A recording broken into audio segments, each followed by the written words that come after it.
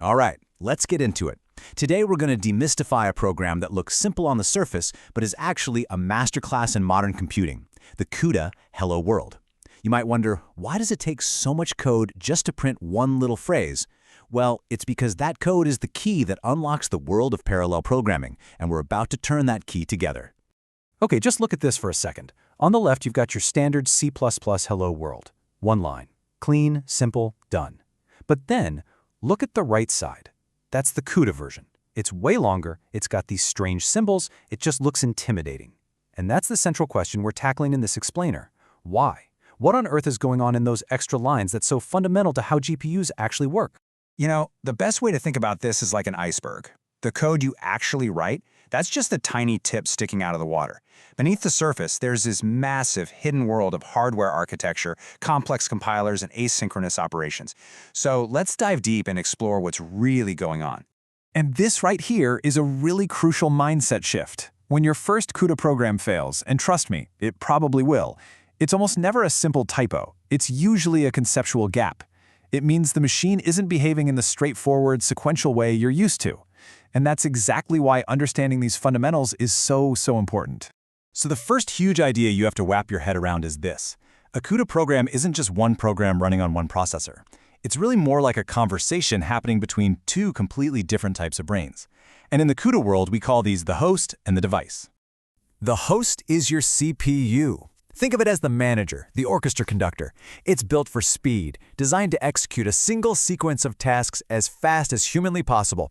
It runs the main part of your C++ program, and its job is to tell the other brain, the GPU, what to do and when to do it. And that other brain? That's the device, your GPU. It is the parallel workhorse. It's not designed to do one thing really fast. It's designed to do thousands or even millions of things all at the same time. Its incredible performance comes from this massive parallelism, not from raw clock speed on a single task. So this really boils it all down. They have completely different goals. The CPU, as the host, is obsessed with minimizing latency, getting one job done now. The GPU, the device, is all about maximizing throughput, getting the most total work done over a period of time.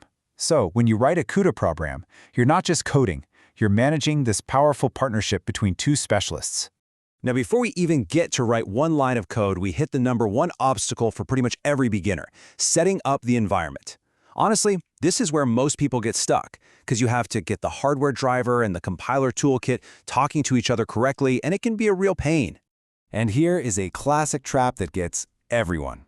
You run the command NVIDIA SMI, and it tells you your driver version and the newest CUDA version it can support. But then you run NVCC-version, and that tells you what compiler you actually have installed. Here's the key. It is perfectly normal for your driver to be newer than your toolkit.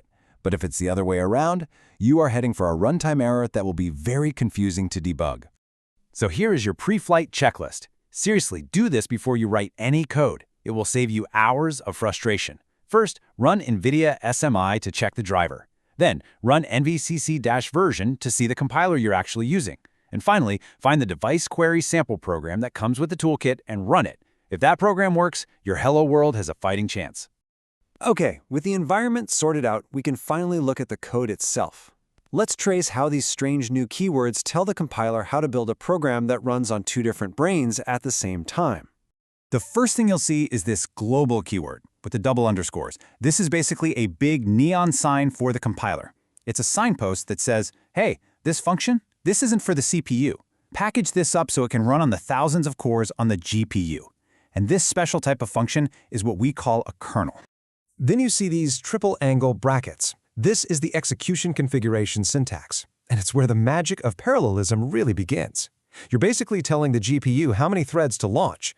For our simple Hello World, we're just going to launch one block with one thread. So we write triple angle brackets, 1, 1, triple angle brackets. But this is where the scalability lives. If you wanted to process every pixel in a 4K image, you could launch millions of threads right here with this one line.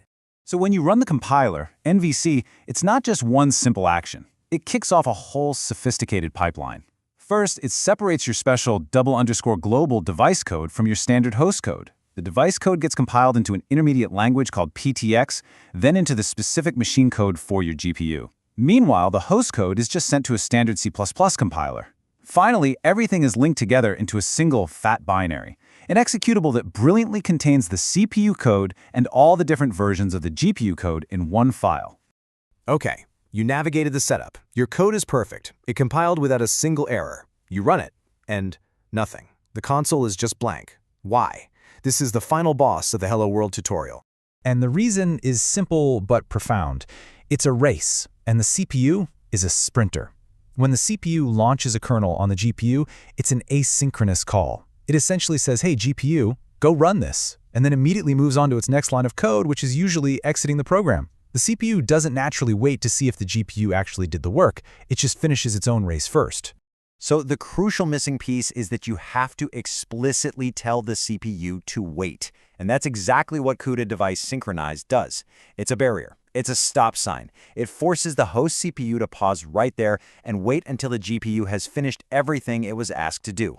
Only then does the GPU get a chance to flush its printf results back to your console. And hey, here's a little pro tip. That printf function on the GPU, it writes to a buffer that has a size limit, usually about 1 megabyte. So if you're ever debugging a huge program with thousands of threads all printing messages and your output just suddenly stops appearing, you've likely just overflowed that buffer. It's a silent failure that can be really confusing if you don't know it exists. So, let's zoom out. Why did we go through all of this? I mean, it seems like a lot of work for a simple program.